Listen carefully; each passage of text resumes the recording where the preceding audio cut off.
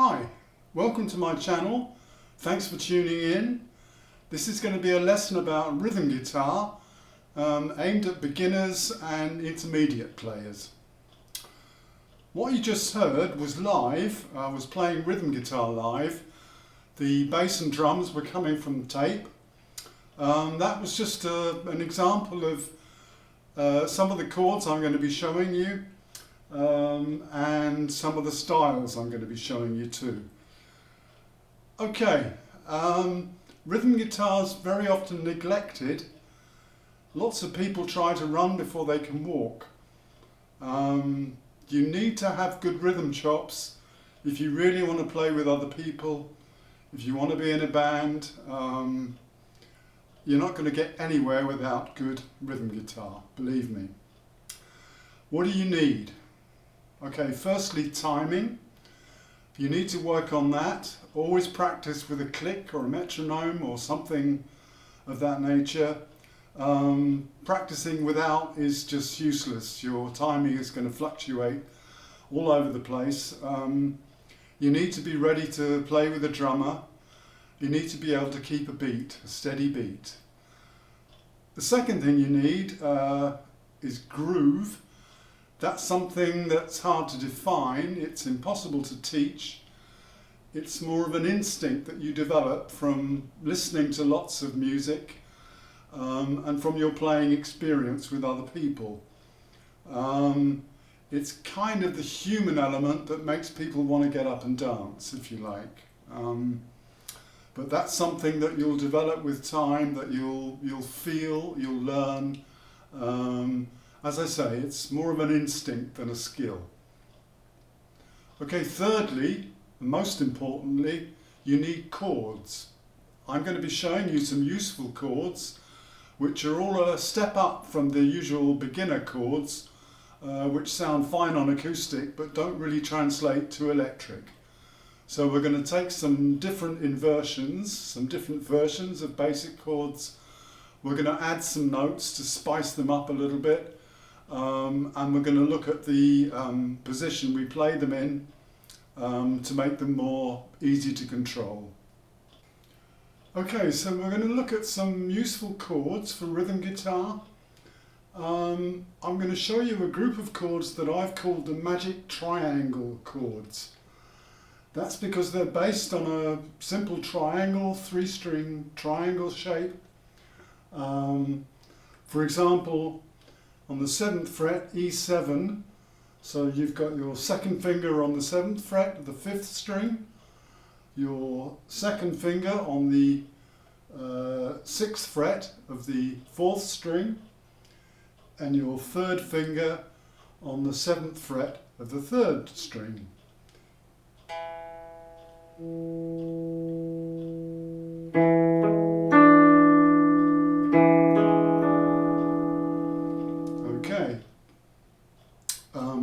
So there's a whole group of chords based off that shape, up and down the neck, with the root on the 5th string. There are also lots of chords, same shape, but just one string over, so with the root on the 6th string, which at the 7th fret, that will be B. Okay, B7. We're going to look at some ways to spice that up with some added notes. Okay, back to the E7, some very simple embellishments you can make to make it a really useful and versatile chord.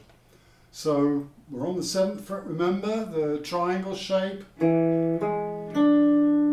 Okay, just take your little finger and put that on the 7th fret of the 2nd string.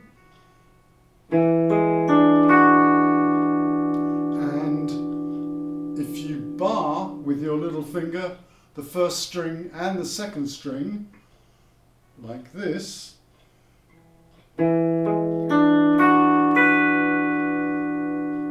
you've got a 7 add 9, call it what you will, it's a wonderful chord. You can move it all the way up and down the neck.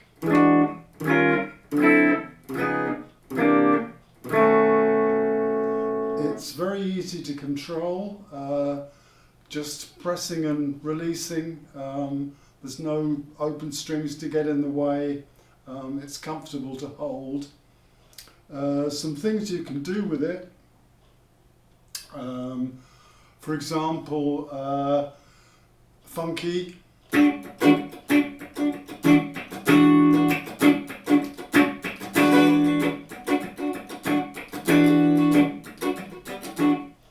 Funky rhythm and blues. You can do slow blues with it. Let's start down on the 2nd fret in B.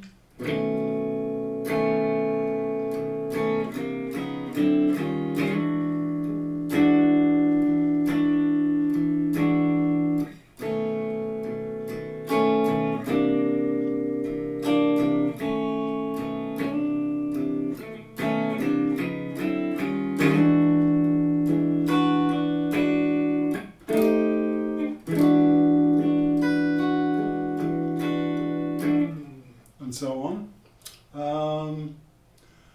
It's great for a kind of shuffle vamp. We'll go back to, well, let's take C for a change on the 3rd fret. So something like.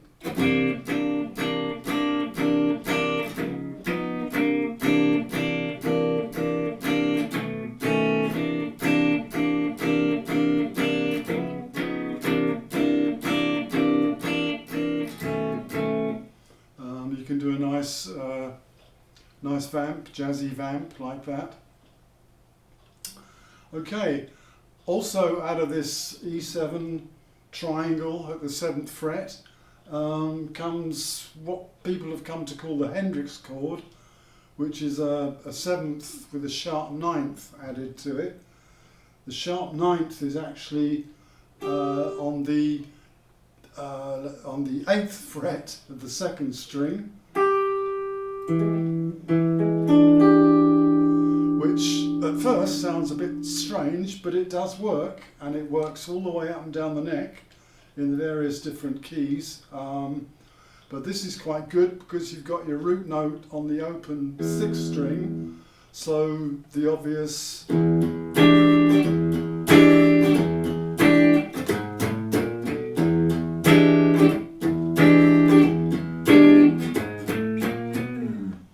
kind of thing. Okay, that's the Hendrix chord. It's good anywhere. Down in 2nd fret B. It's always a good one to end a blues turnaround, a 12 bar with, so something like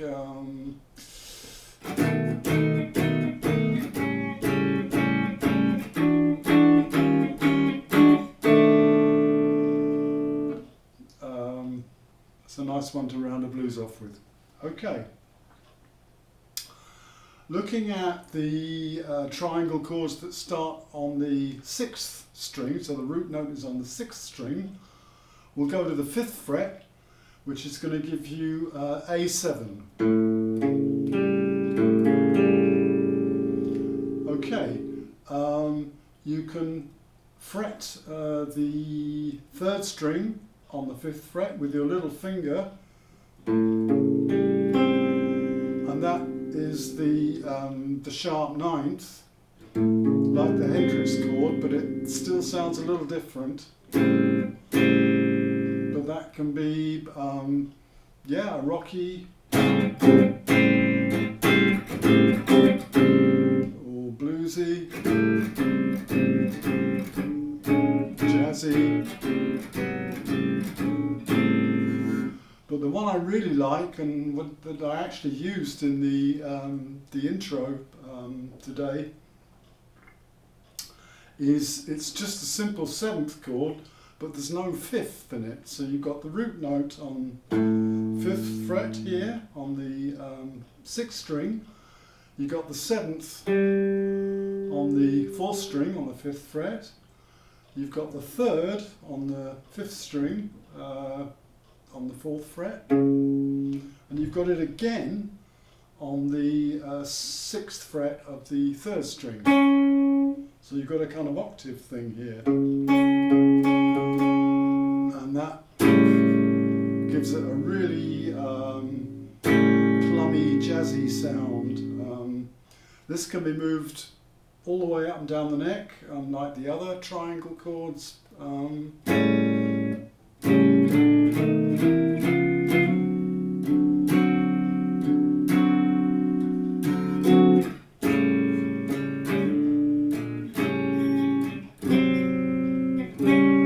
It's great for slow blues, shuffle.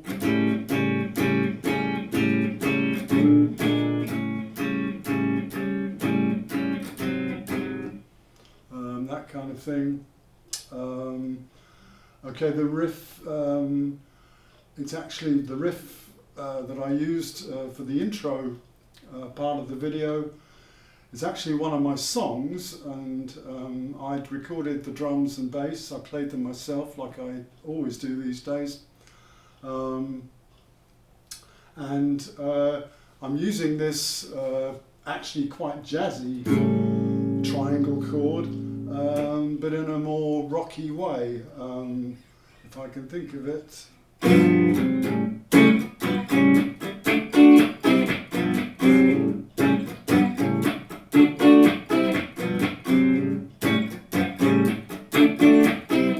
So that's actually quite poppy, rocky, rather than jazzy. So very versatile. Good, that's the triangle chords. Moving on, we're going to have a look at the thumb wraparound. Now this is something Townshend, Hendrix, the most common, the most well-known people I can think of, who kind of patented it, but lots of people use it. It's something that probably, I'm not sure if people teach it in guitar lessons. I picked it up off a mate and it was an absolute revelation. I'd have to say it changed my playing completely, because up until that point I was simply using bar chords, which are fine, but there's an awful lot you can do with the thumb wraparound that you can't do with bar chords. And you've got the strings much better under control with your thumb on the sixth string. Okay, we'll begin with the the A chord, the normal barred E shape A chord on the 5th fret. Everybody knows that, they ought to, and all the other ones, but this is a good place to start with your wraparound thumb. So you play your kind of almost your beginner's F, but you play almost all the bar chord, but you don't need to bar, you only need to bar the first 2 strings, because your thumb's going to take care of the 6th string, and your other 3 fingers are taking care of the 2nd, 3rd and 4th strings. So we've got the same as this chord, but I guarantee you're going to get the strings, all the strings, ringing much better, particularly the top ones. And you can even take out the 3rd. If you mute the G string with your first finger, while you're barring, just push your finger up against the G string, the 3rd string, so it doesn't ring. So you've taken out the 3rd, so you've only got root notes and fifths.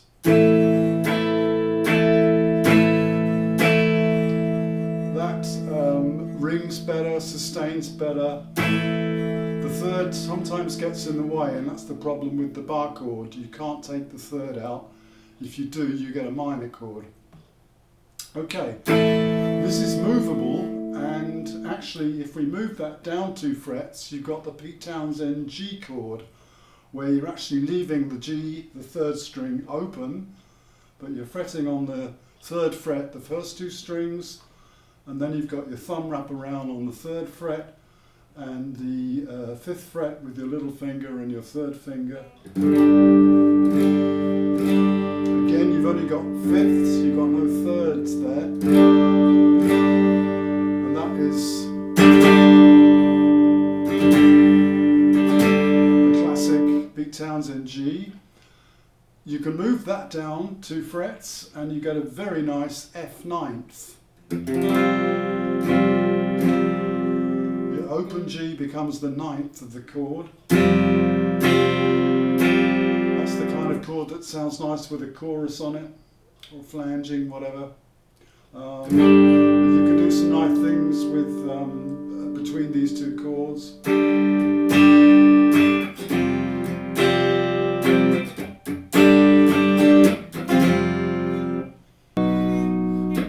Okay, you can take the 5th fret A wraparound chord and move it up 2 frets, so you get a B major. If you change the fingering slightly, so you move your 3rd finger over to the 4th string and you mute the 5th string with your thumb, that means you can use your little finger and bring it in on the 9th fret on the 3rd string to get a sus4. And your ears may be thinking, where have I heard that before?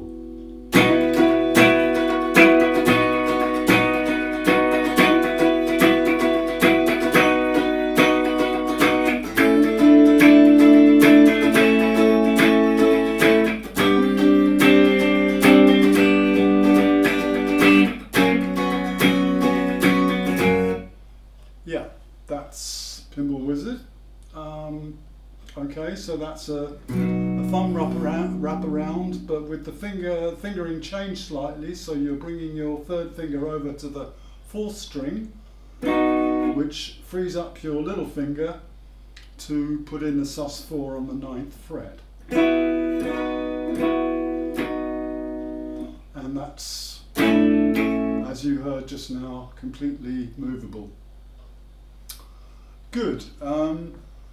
There's one more, the Wilko Johnson.